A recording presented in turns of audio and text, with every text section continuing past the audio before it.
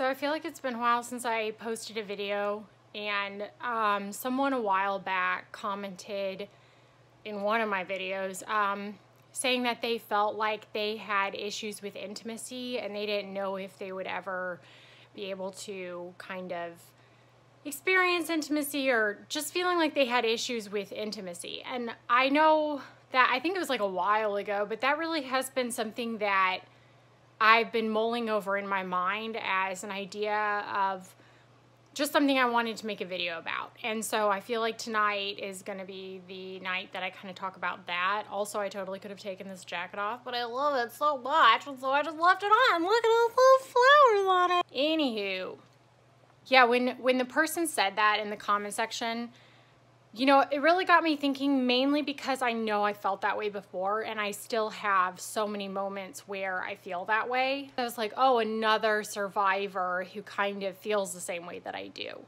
I think the first thing my mind went to, and it's going to be the first thing I kind of talk about, is what is intimacy?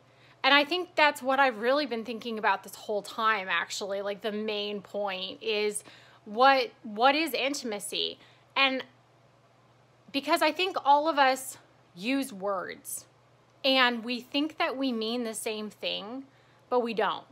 And so we're all walking around using the same words as each other, but having completely different definitions in our hearts for what we actually mean by the word that we're using. And I know one of the first times that I realized this was when I was on the suicide unit. Someone caused me to examine what I thought strength looked like. And the way that I sort of figured this out was I journaled, if I was a perfect person who was perfectly strong, what would that look like, almost scenario-wise? And I imagined myself as this kind of superhero woman who never really had any emotions, who was always able to like save other people when they were in distress, never really had any weaknesses. But a lot of it had to do with me never struggling emotionally in any kind of way. Whereas I think if you had asked another person that question, they might not have had that definition for strength. And so this is why when I started thinking about intimacy, I think my mind automatically went to this question of, okay, wait, what do I mean by intimacy? Because I think this word, first of all, is being incredibly watered down, changed, cheapened by today's society.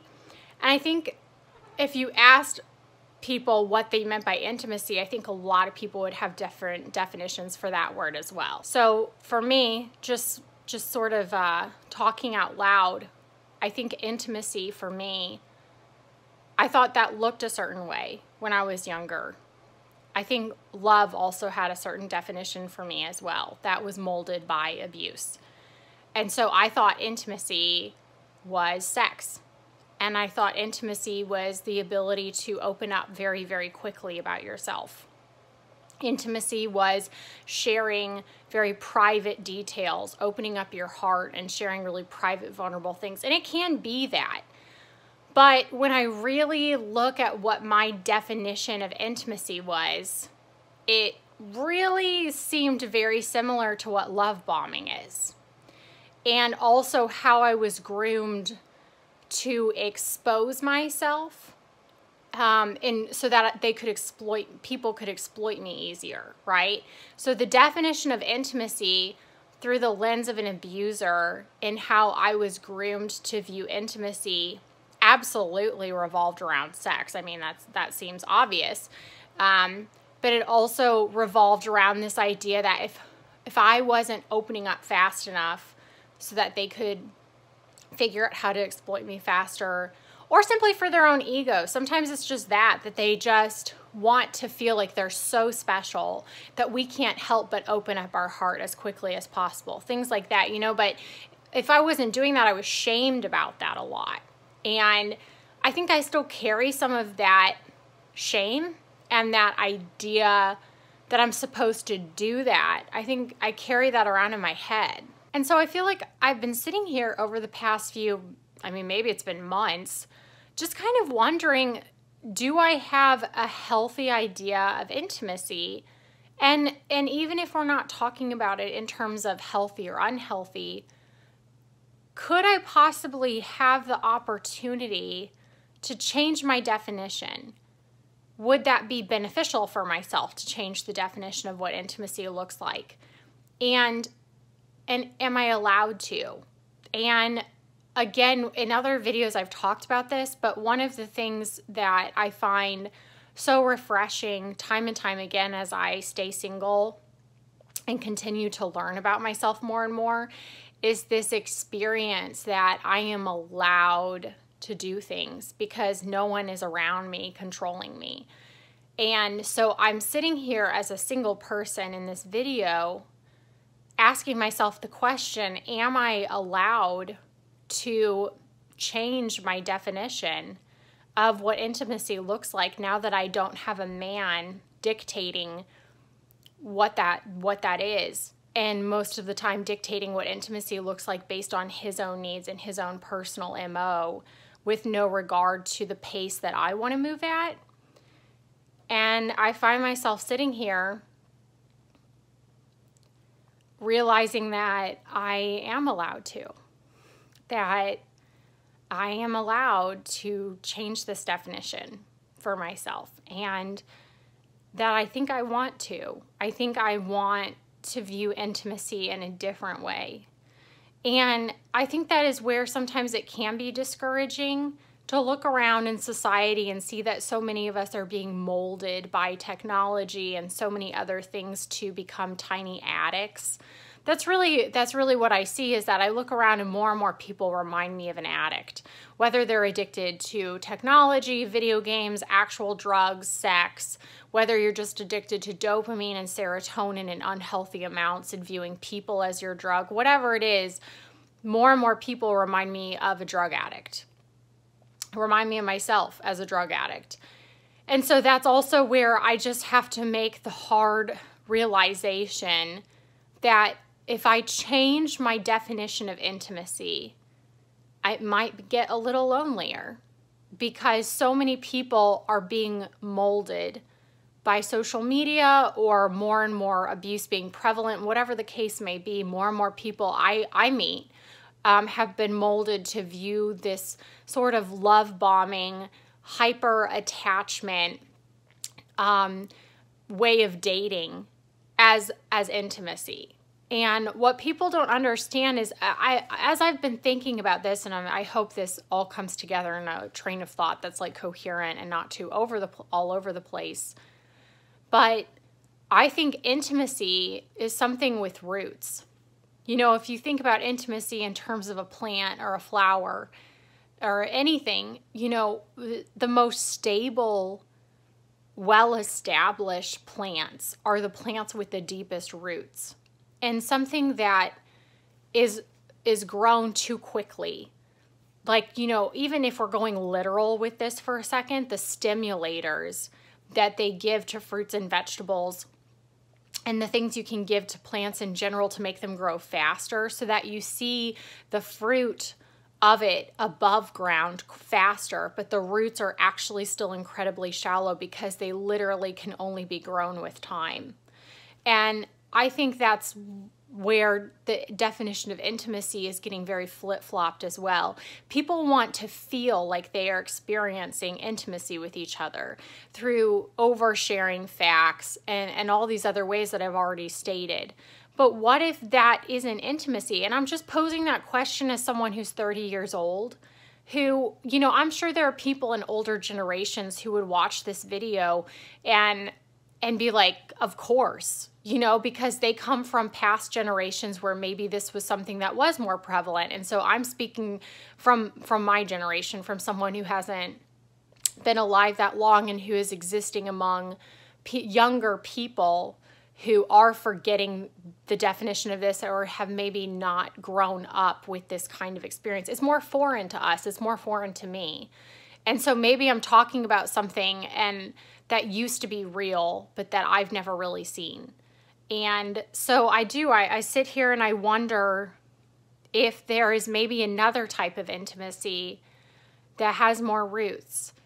And it's not about how much you overshare, and it's not about how quickly you open up your heart or open up your legs. And it's not about how much you show inside of yourself or show with your body. It's not about how much is shown and how much is revealed. That's not the barometer for the intimacy in this other definition that I'm considering.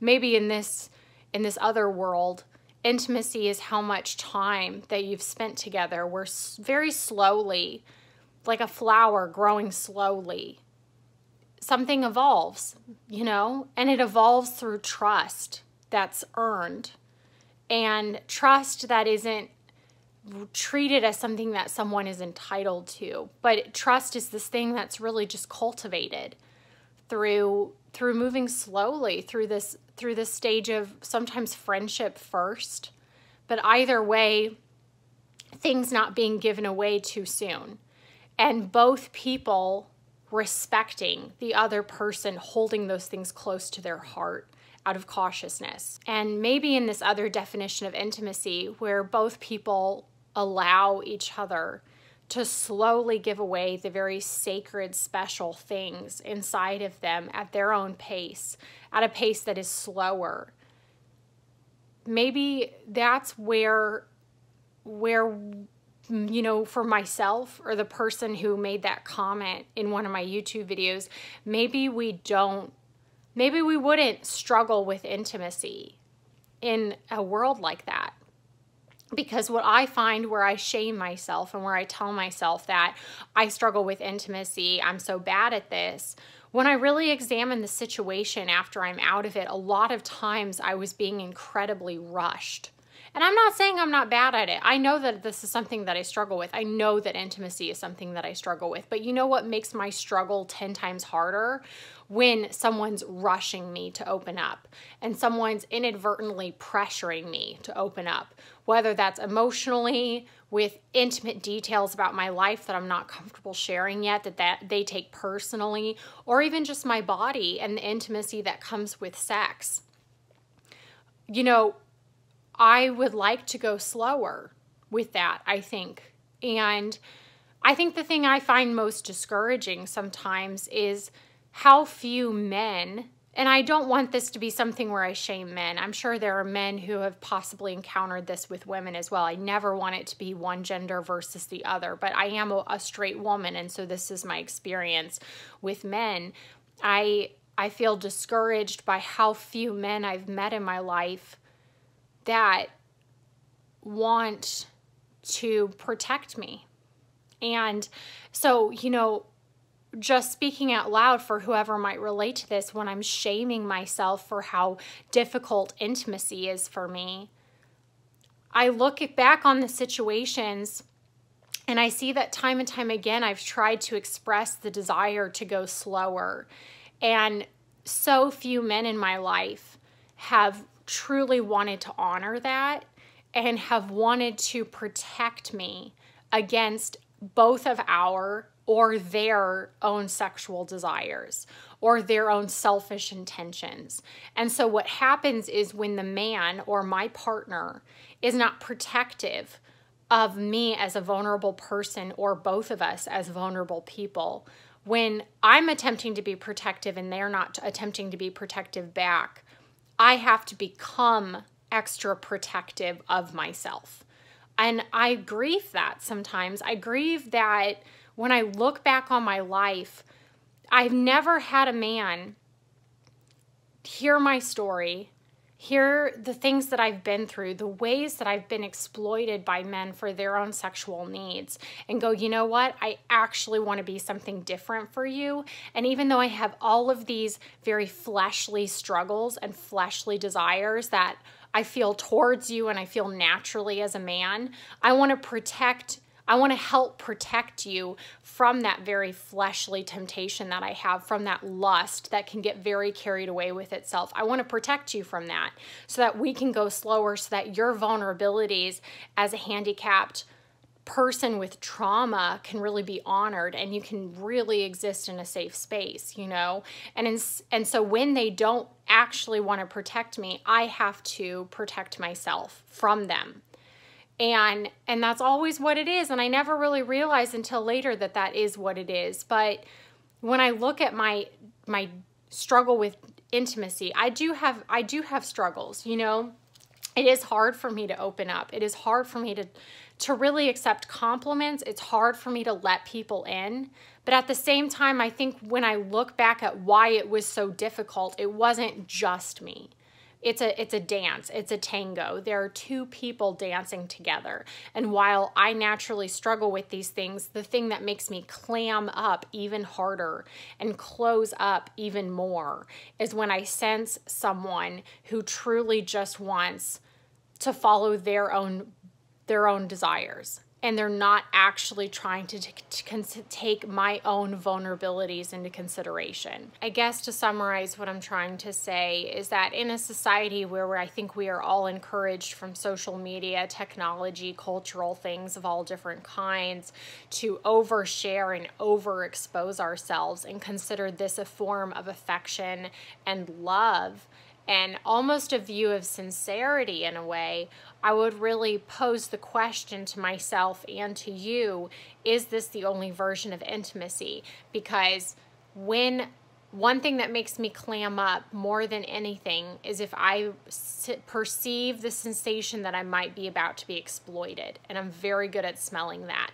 And if I feel like someone's not willing to go at a slower pace simply because they're impatient for these things that I've described, then yeah, I'm not going to want to be intimate with that person. I'm not going to want to be intimate. That's just something to consider. Is it that we actually suck at intimacy, or is it that we suck at intimacy with people who have the potential to be exploitive?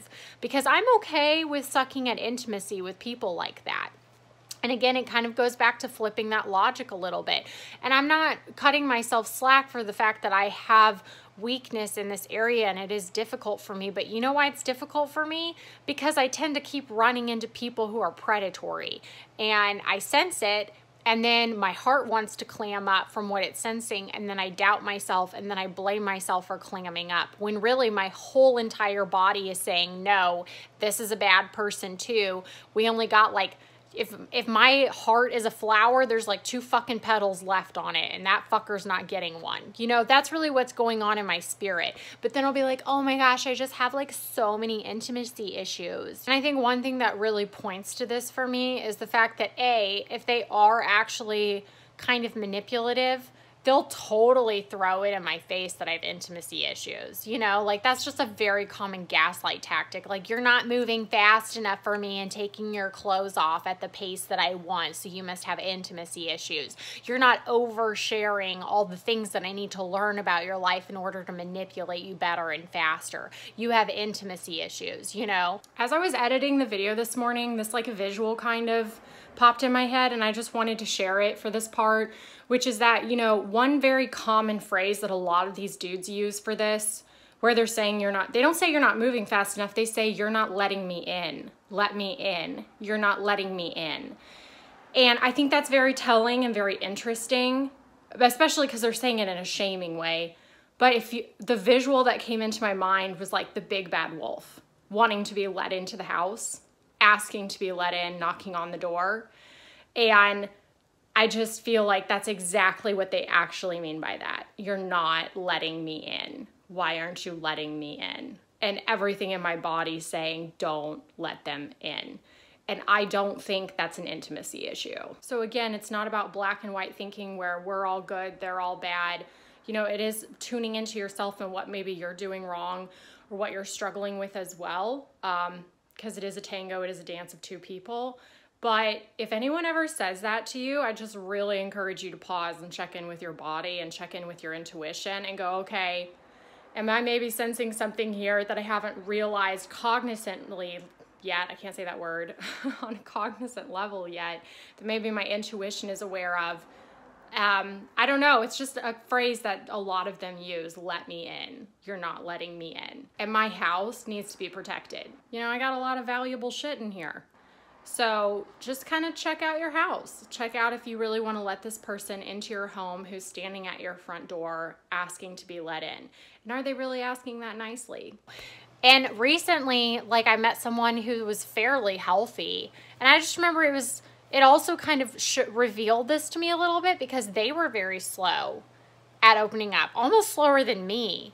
And I remember I was like, dang, I almost feel impatient now. You know what I mean? Like, I don't know. It was just very strange. It was the first time I'd encountered that, like, maybe ever. And I was just like, oh, this is what it feels like when someone else is doing it too. And like for a second, my brain wanted to get offended and think like, oh, they don't like me because they're not love bombing me and trying to shove their way into my heart and the personal information of my life that really shouldn't be shared for the first few months. They're not doing that, so they must not like me, you know? And I had to like really pause my shit and be like, wait, maybe this is what respect feels like.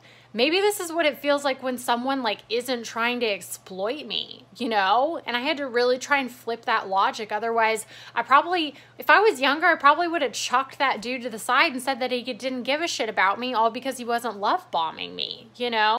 And so I'm probably just repeating myself a lot, but this is a video that I wanted to make for all of us who maybe do struggle with intimacy, but maybe look at the people that you're interacting with and see if they actually are allowing you to move at your own pace.